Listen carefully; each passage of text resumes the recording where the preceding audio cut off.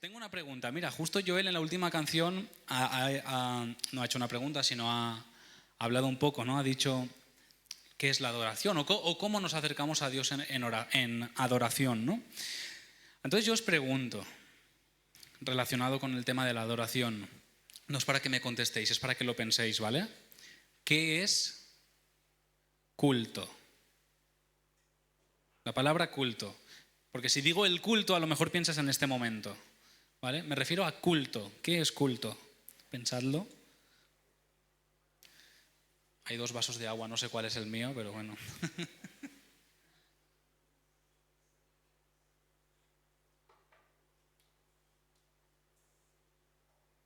En esta mañana celebramos lo que comúnmente se conoce como el culto, ¿no? Ya lo he dicho, el culto de adoración. El culto de adoración se le llama esto. Después está el culto de oración, ¿no? Que suele ser entre semana. Pero este es el culto de adoración. Aunque es verdad, José me ha puntualizado varias veces, ¿no? ¿Culto de adoración no es una redundancia? Pues sí, es verdad. Es verdad que es una redundancia, ¿no? Porque en realidad, semánticamente hablando, sí lo es, significa lo mismo. Culto, precisamente, significa adoración. Culto viene de la palabra latina cultus, que significa, entre otras cosas, porque tiene otros significados como también cultivar, aunque cultivar y adorar está muy relacionado, pero no, es otro tema teológico que tengo ganas de entrar algún día porque es precioso, pero ya hablaremos de esto, ¿vale? Pero sí, culto es adoración. Entonces, si llamamos al culto de adoración, lo que estamos diciendo es adoración de adoración, ¿no? Pero bueno, entendemos también, hoy se entiende, ¿no? Que el culto pues es esto que estamos haciendo aquí en esta mañana, de venir, congregarnos y probablemente pues eso, tú relaciones algunas prácticas particulares con la palabra culto o con la palabra adoración. Como por ejemplo, ¿qué cosas? A ver, decidme, yo tengo una lista aquí, pero decidme qué cosas relacionáis, cosas que hacemos que decís, esto es adoración, ¿no? Obediencia, sacrificio, servicio. Venga, las más típicas. Estamos adorando, ¿qué estamos haciendo? Cantando, ¿vale? Alabando, leyendo salmos, orando. La ofrenda también es un acto de adoración, ¿no? Todo lo que hacemos en esta mañana es adoración, ¿no? Sin embargo, la palabra culto o la palabra adoración va mucho, mucho más allá de estas prácticas. De hecho, va más allá de prácticas particulares. Dios en su palabra nos explica muy bien lo que significa verdaderamente la palabra culto. Pero antes de introducirnos en el texto que nos va a dar esta explicación, ¿no? de la palabra culto, vamos a conocer un poco el contexto de este texto. Para ello vamos a hablar un poco acerca de la epístola que el apóstol Pablo escribió a la iglesia que estaba en Roma. La carta a los romanos, ¿vale? La epístola a los romanos.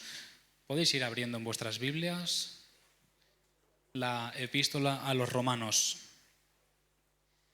Mira, se sabe por el libro de los Hechos que antes de que Pablo escribiese y estuviese en Roma, ya existía iglesia en Roma, ya había cristianos en Roma, ¿vale? Llegaron antes que Pablo.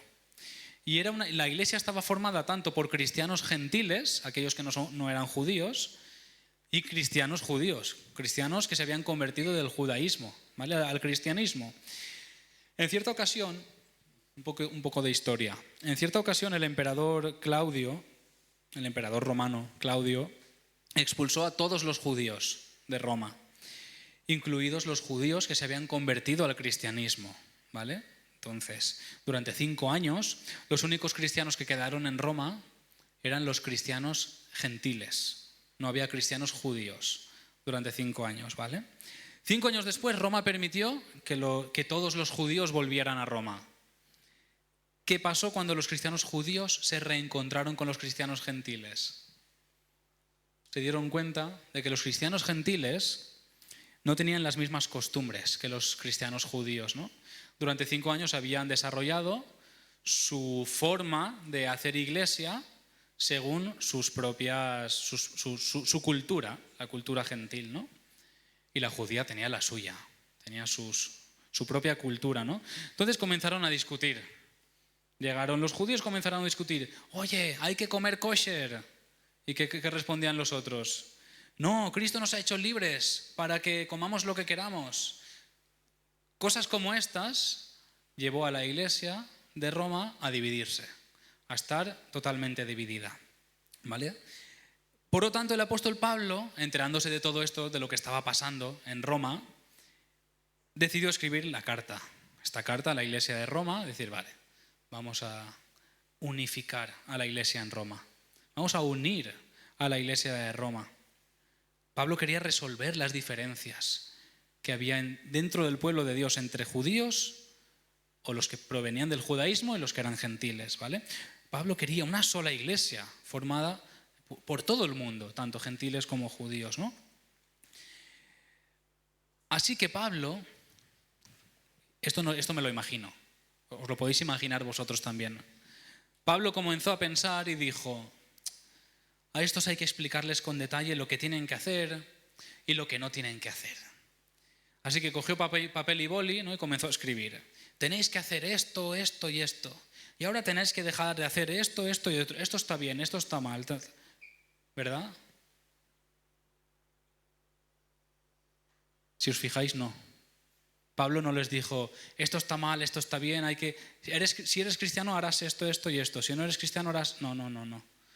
Aunque seguramente habría muchas cosas que enseñarles del día a día, de la práctica, de una vida moral. Seguramente habría cosas que enseñar.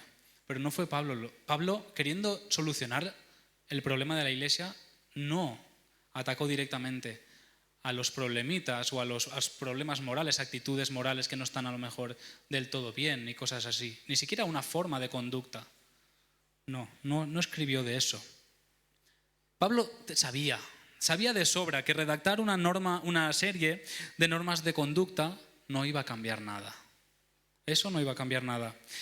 Porque es que la humanidad ha demostrado históricamente que no nos sirven de nada un conjunto de leyes.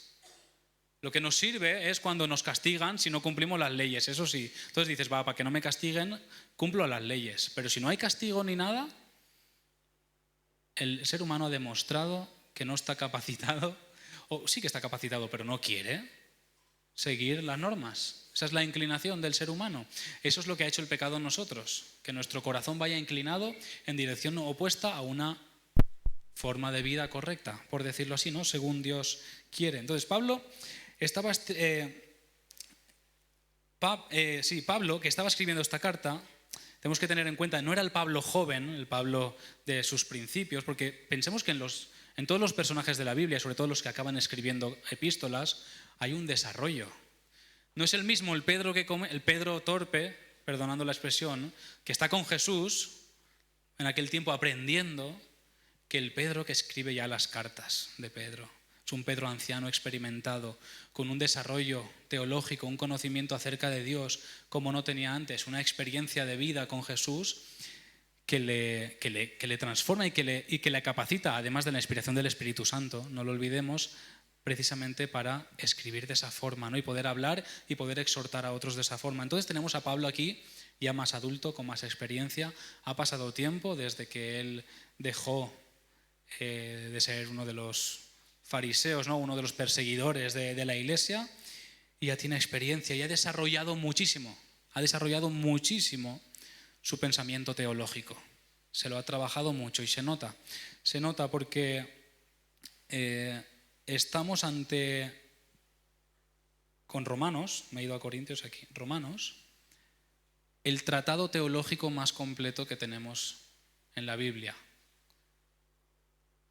Lo que menos menciona, de lo que menos habla, es de los tiempos finales, ¿vale? De escatología, es de lo que menos habla esto. Pero de todo lo demás es muy completo. Entonces vemos aquí que Pablo desarrolla muy bien. Entonces Pablo, inspirado por el Espíritu Santo, decide escribir esta carta. Que más, como digo, más que una carta era este tratado teológico, esta reflexión, era una reflexión de Pablo escribiendo acerca de lo que él conoce de Dios.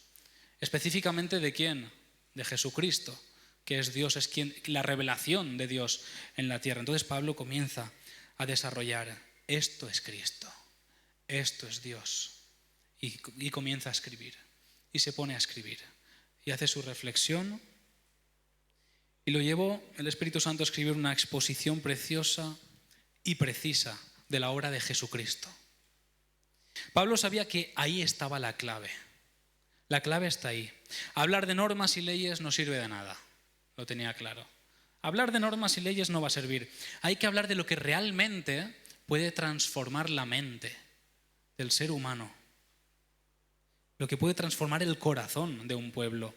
Y lo único que puede producir esta transformación sabemos que es Jesucristo, solo Jesucristo. Así que de los 16 capítulos que tiene toda la epístola, 11, que son muchos, los 11 primeros son una reflexión de Pablo escribiendo acerca de Jesucristo, de la obra de Jesucristo. O como lo llamará a partir del capítulo 12, escribe acerca de las misericordias de Dios manifestadas a través de Jesucristo. Son muchas. Por ejemplo, ¿qué menciona el libro a los romanos, la carta a los romanos? La justificación. ¡Qué maravilla! ¡Qué cosa tan maravillosa la justificación! Los culpables siendo perdonados y siendo tratados como inocentes, justificados por la obra de Jesucristo. La santificación, otra maravilla preciosa, ¿no? Esa promesa de que vamos a ser transformados por Dios mismo, perfeccionados, santificados. A veces hay personas que confunden y hacen mucha diferencia entre justificación y santificación y no podemos separar. Las dos cosas son obra de Dios, no son obra nuestra, Yo no puedo hacerme más santo. Yo puedo dejarme en manos del que me hace más santo, eso sí, pero yo hacerme más santo a mí mismo no puedo, ¿no? Es Jesús el que produce esa obra en nosotros. Salvación universal, habla Pablo, para todos, judíos y gentiles, por medio de la fe. Que algunos se quedan con salvación universal y ya están todos salvos y no hay infierno. No, hay condenación, pero la opción es para todos, judíos y gentiles. De todas estas maravillas está escribiendo Pablo acerca de la obra de Jesucristo. Pablo escribe detallada y además extensamente, ¿no?, sobre la obra que Jesucristo produce a través de su vida completa, porque a veces solo nos quedamos con esto. Y la cruz obviamente simboliza muchísimo, ¿no? Pero de Jesús tenemos que ver todo, su vida, su día a día, cómo vivía. Obviamente su sacrificio en la cruz, claro que sí. La resurrección, el envío del Espíritu Santo, todo eso es obra de Jesucristo. Todo eso es obra de Jesucristo. Una obra que comenzó con Jesucristo, ¿dónde? ¿Dónde comenzó la obra con Jesucristo? En la eternidad. En el principio era el verbo era con Dios y el verbo era Dios. Y todas las cosas fueron hechas por medio del verbo, ¿no? Tenemos a Jesucristo, el Logos, el verbo en la creación del mundo. Ahí está su obra que continúa hasta hoy. Continúa hasta hoy y hasta la restauración de todas las cosas. Y seguirá, porque por la eternidad seguirá sosteniéndonos, porque Él es la fuente de la vida. Él seguirá sosteniendo a su pueblo, ¿no?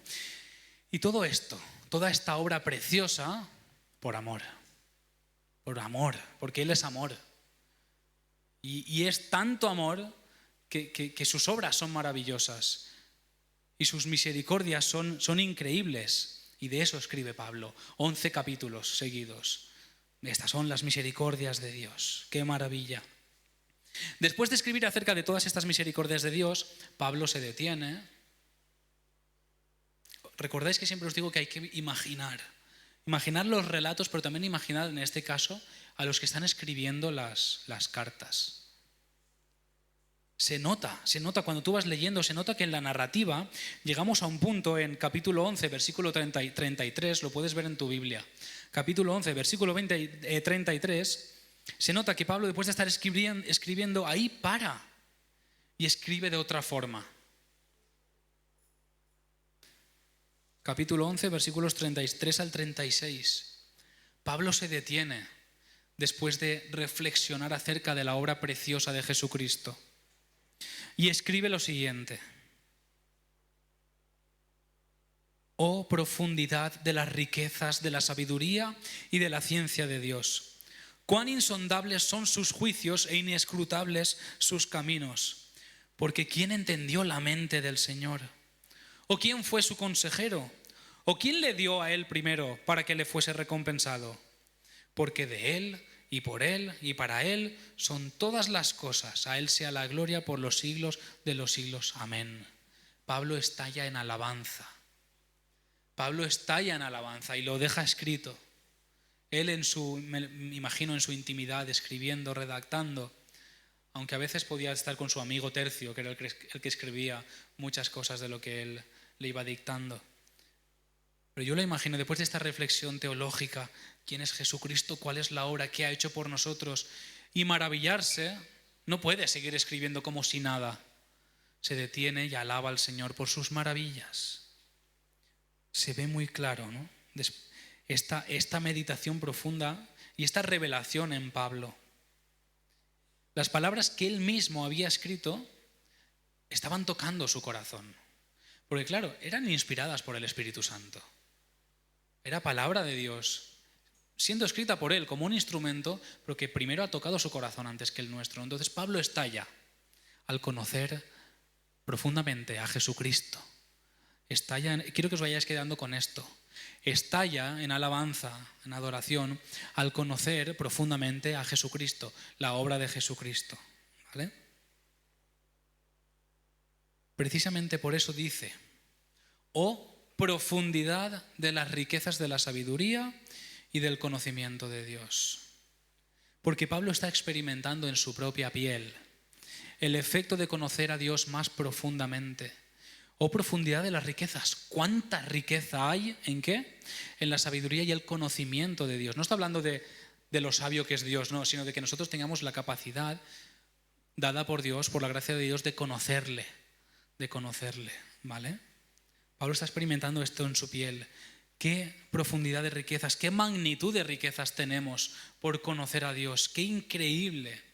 Pero no conocer a Dios como he dicho muchas veces, sí, yo he entregado mi vida a Jesús, ya está, lo conozco. No, conocer profundamente. No saber cosas de Él solamente, tener una relación personal. Meditar en la palabra, que los últimos domingos hemos hablado bastante de esto. Meditar en la palabra. Que el Señor nos vaya revelando, se nos vaya revelando poco a poco y que nuestro conocimiento acerca de Él vaya creciendo. Y eso trae una abundancia de riquezas, no materiales, sino una abundancia de riquezas espirituales que no se pueden explicar, que son una maravilla. Y eso es lo que ha llevado a Pablo a esa alabanza, ¿no? Conocer a Dios ofrece una cantidad de riquezas tal que no se puede medir. Por esa razón repetimos muchas veces: el Evangelio no es moralista, lo hemos dicho muchísimas veces, pero esto no significa que en el Evangelio no haya moral, que el Evangelio no enseña una moral, ¿vale? No significa eso. De hecho, precisamente del Evangelio o de Dios, de la palabra de Dios, sale la conducta ética, ¿vale? Eso es así. Pero cuando decimos que el Evangelio no es moralista, lo que estamos afirmando es que el Evangelio no es una lista de normas de conducta, sino que es la palabra verdadera que te lleva a conocer más a Dios. Eso es el Evangelio. Y ese conocimiento de Dios, ese conocimiento del Evangelio, te va a llevar o te tiene que llevar a adorar a Dios como le ocurre a Pablo. Recuerdo que el profesor David Dixon en la facultad nos decía: ¿cuál es la finalidad de la teología? Y todos los alumnos en primero, los chulitos, ¿no? Yo sé mucho. Pues es conocer a Dios. No, es la doxología.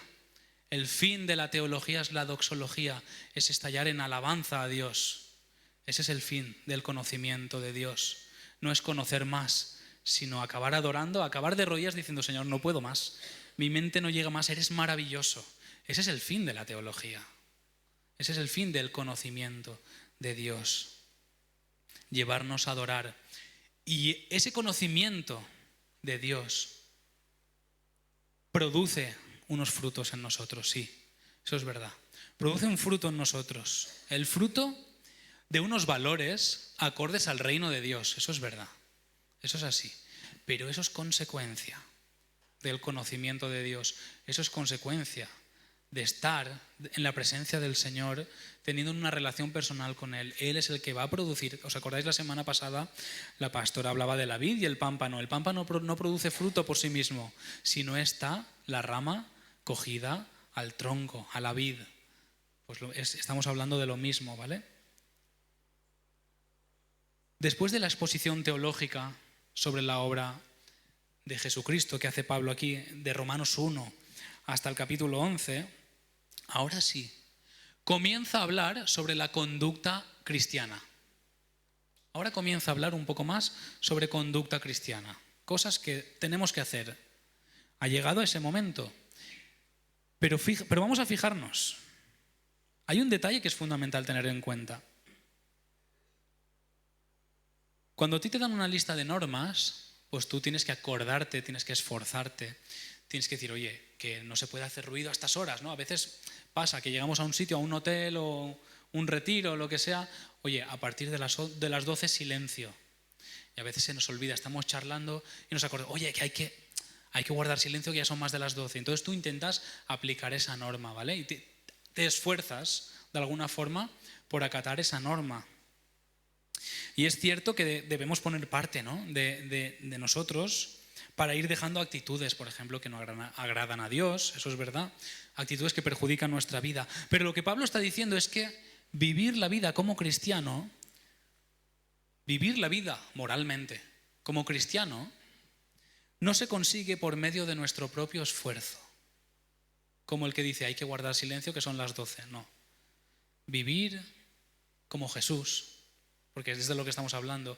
Vivir como Jesús no se consigue por medio de nuestro propio esfuerzo, sino por la exposición de nuestro ser al poder transformador del Evangelio.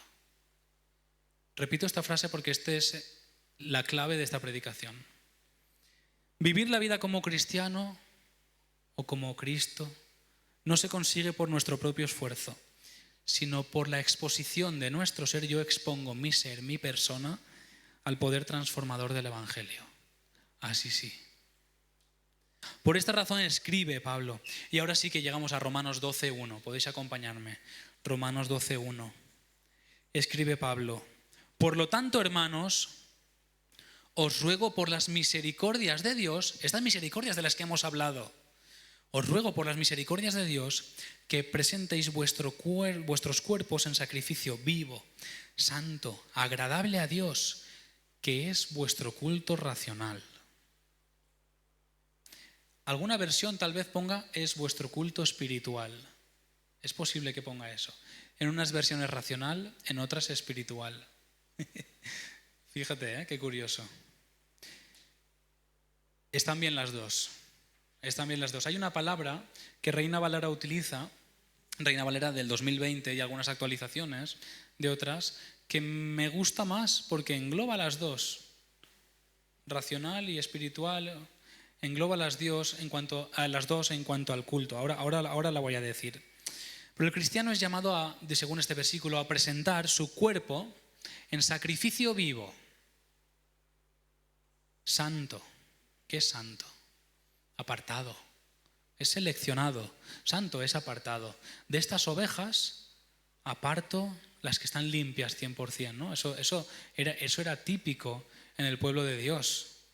Antes de Jesús, ¿no? Había que apartar la oveja que no tenía ni una mancha, y esa es la que se sacrificaba. Esa es la que quería, era apartada, era la santa, la seleccionada, ¿vale? Vale, santo. Agradable a Dios, cuerpo, sacrificio vivo, santo, agradable a Dios. Hay que agradar a Dios, sí. Claro que tenemos que agradar a Dios. Pero esto solo puede pasar conociendo previamente las misericordias de Dios. Solo puede pasar así, siendo conscientes de la obra de Jesucristo, conociendo profundamente así a Dios. Así que sí, es verdad, tenemos que realizar sacrificios personales, no lo vamos a negar. Hay que realizar sacrificios, abstenernos de cosas que no agradan a Dios. Y además suelen ser cosas que nos perjudican, ¿vale? Que son malas para nosotros.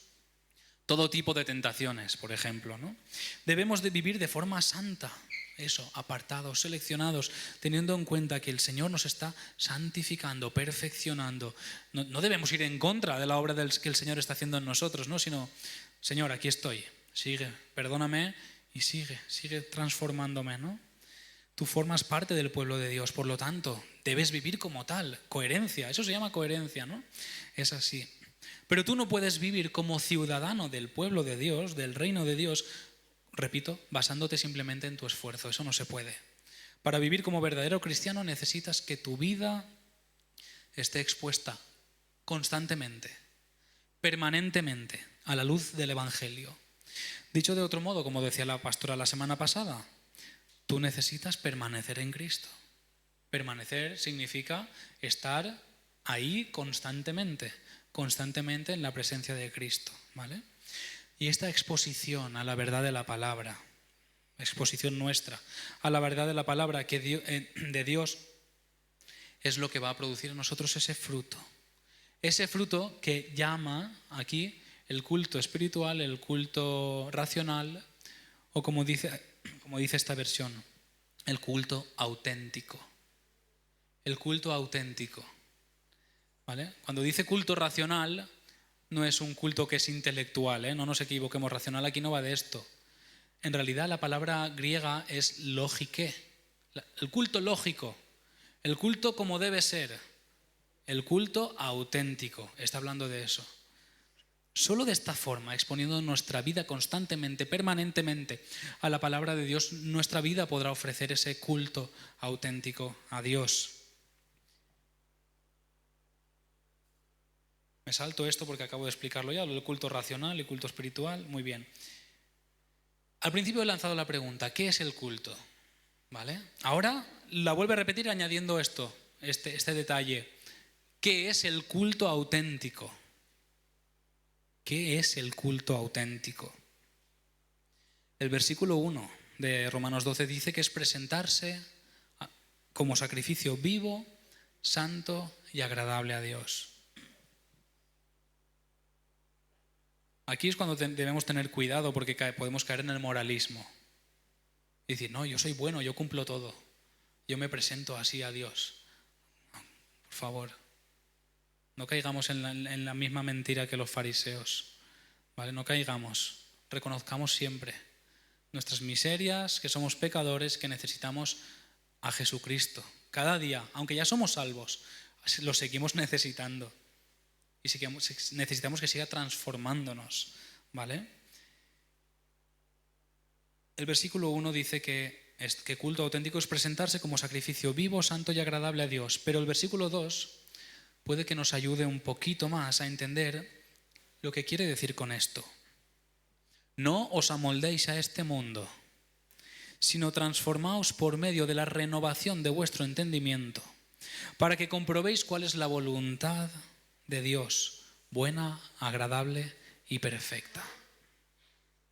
Según este versículo podemos entender que el culto auténtico tiene dos partes, por lo menos, dos partes. La primera es no amoldarse a este mundo. La segunda es ser transformado por medio de la renovación de nuestro entendimiento. No amoldarse a este mundo, ¿vale? ¿Qué significa esto? ¿Apartarnos de la sociedad? ¿Vivir aislados? Creo que ya hemos aprendido que no. Con Daniel, con el profeta Daniel, aprendimos bastante bien que no se trata de apartarnos, aislarnos. No. No amoldarse significa estar en medio de la sociedad, pero no adquirir su forma, ¿vale? No adquirir su forma. ¿Su forma en cuanto a qué? En cuanto a la influencia o más bien el andar ciegos.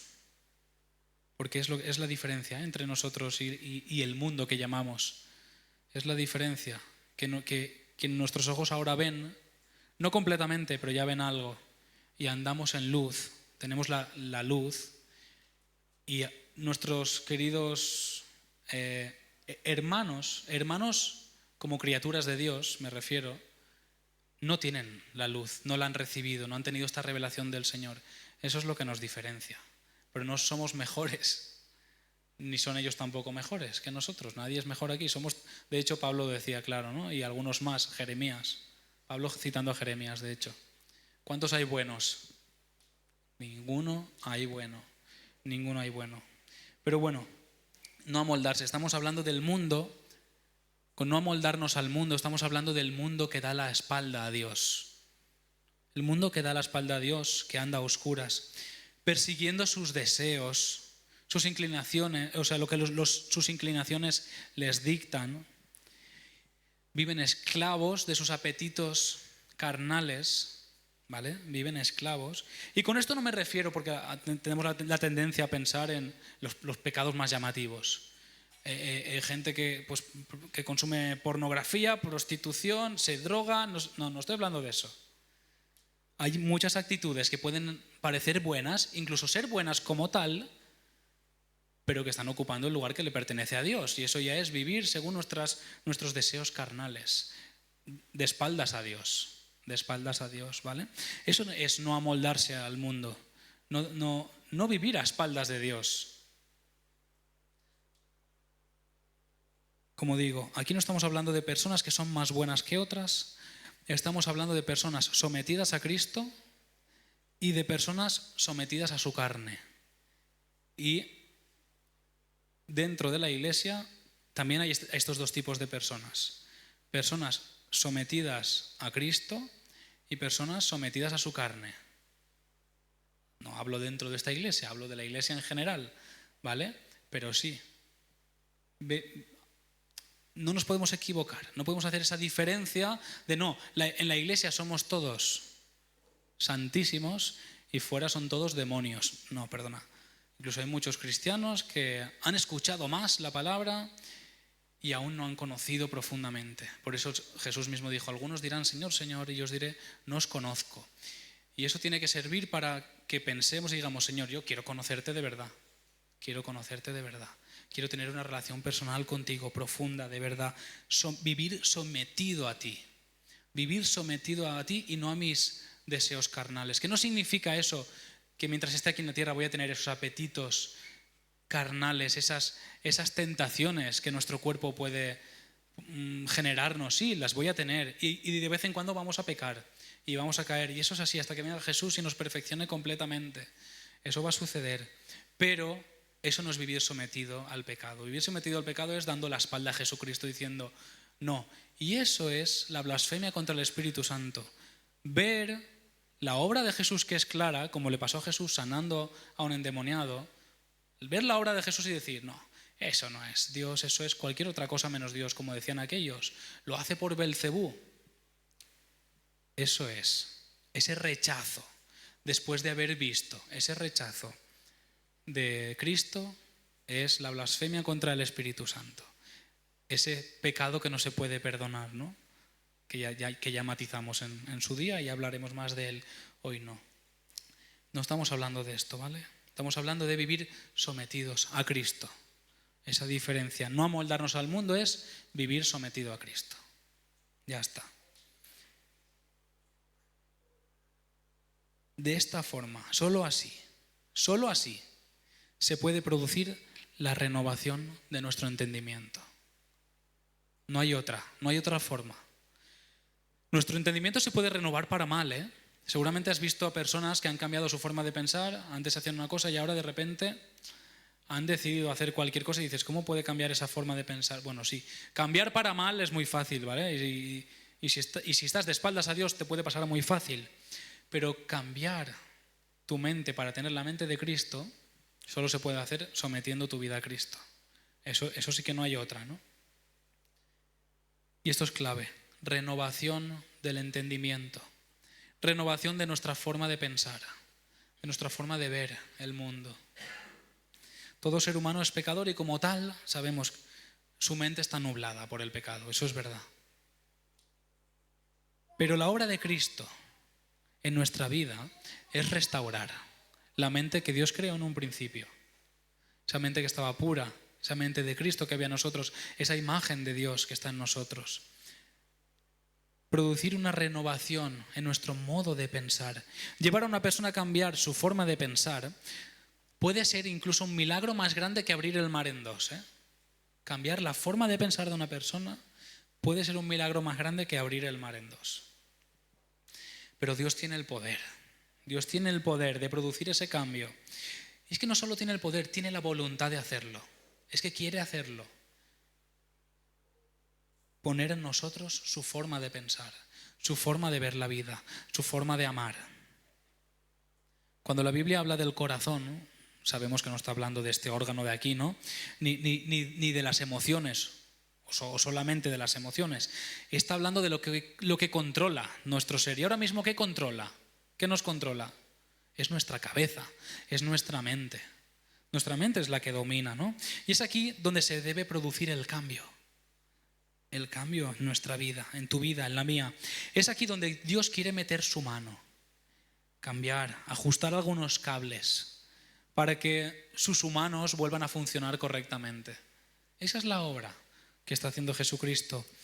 El que vive de esta forma, sometido a Dios, dejándose moldear por Él, es el que vive el culto auténtico. Es el que vive así el culto auténtico. Todos nosotros tenemos nuestra mente llena de cosas que nos quieren llevar en dirección opuesta a la adoración a Dios. Por lo general queremos adorarnos a nosotros. Aun siendo cristianos, seguimos luchando contra nuestro ego, contra nosotros mismos. Hay algo en nosotros que nos sigue llevando a adorarnos a nosotros. Ese no es el culto auténtico. El culto auténtico es no. Yo te adoro a ti, Señor. Te adoro a ti con todo mi ser. Vivo sometido a ti. Por eso recordemos, adorar no es solo cantar, orar, leer la Biblia. No. Adorar es una forma de vida a los pies de Jesús. A los pies de Jesús. Eso es lo que Dios desea transformar. Eso es lo que Jesús hizo con sus discípulos. Romper esquemas. Los discípulos iban aprendiendo y diciendo, ¿pero qué es esto? ¿Qué está pasando aquí? ¿Quién es este que hasta el mar puede calmar? Y se le iban abriendo los ojos poco a poco, ¿no? Eso es lo que el Señor tiene que ir haciendo en todos nosotros, abriendo nuestros ojos, ayudándonos a desarrollar nuestro conocimiento de Dios. Necesitamos que Jesús siga rompiendo nuestros esquemas y que nos ayude a pensar como Él. Lo necesitamos. Y esto solo puede suceder entregándonos totalmente. Una entrega total al señorío de Cristo. Vamos a concluir.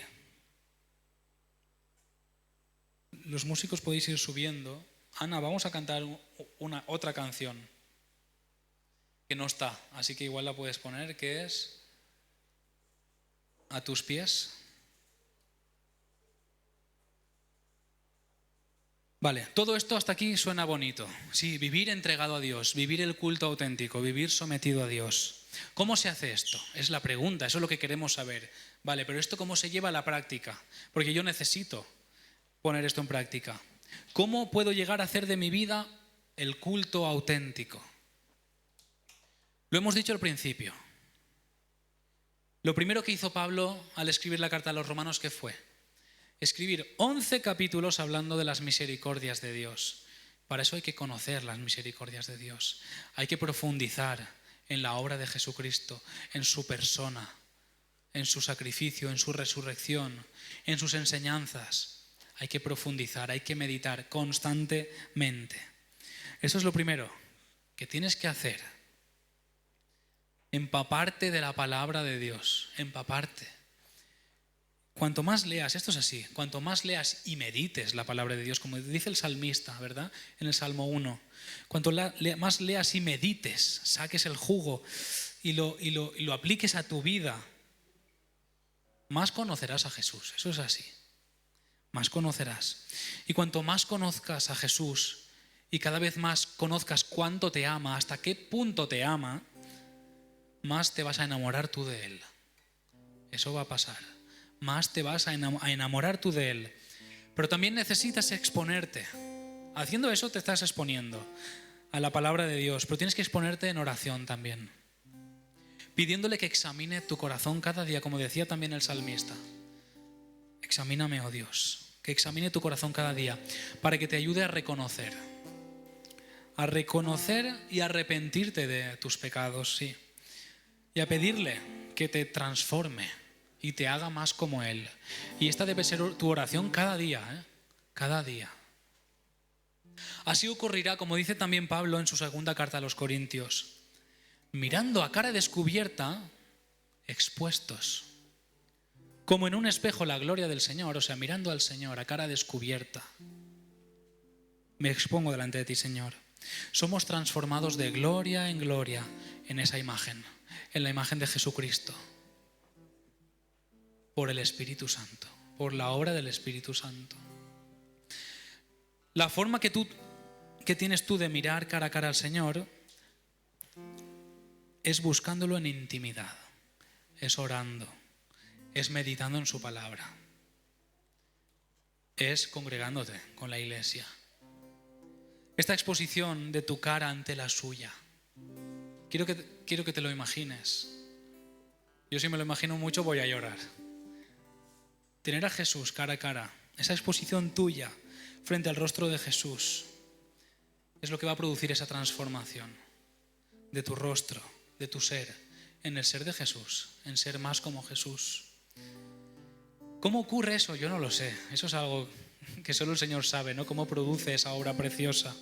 Lo que sabemos es lo que nosotros tenemos que hacer: exponer nuestra vida al Señor cada día para que la examine, la toque, la sane, la transforme, la haga más como la suya.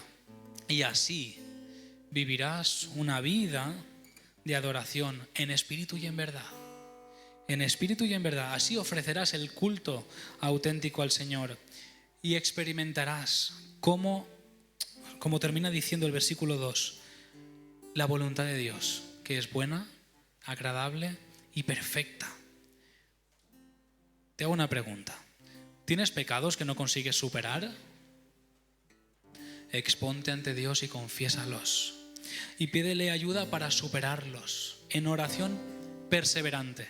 En oración perseverante. ¿Tienes miedos que no te dejan vivir, que te atormentan, que no te dejan dormir? Exponte delante de Dios y cuéntaselo en intimidad. ¿Te cuesta abandonar el orgullo?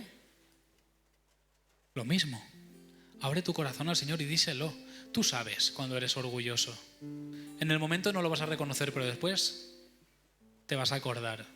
En ese momento ve al Señor y di: Señor, soy orgulloso, soy orgullosa, cámbiame, hazme como tú, transforma mi mente, por favor. ¿Te cuesta perdonar? Conoce más a Jesús.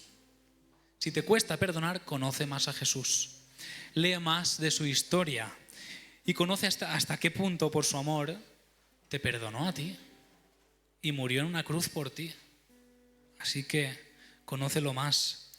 ¿Quieres enamorarte más de Jesús? ¿Quieres enamorarte más de Jesús cada día? Conócelo más. Pasa más tiempo con Él. Pasa más tiempo con Él. ¿Tú quieres ofrecer ese culto auténtico al Señor? Conoce sus misericordias y déjate caer en sus manos con una mente dispuesta a ser transformada por Él. Permanece en Jesús. Permanece a los pies de Jesús. Vamos ahora.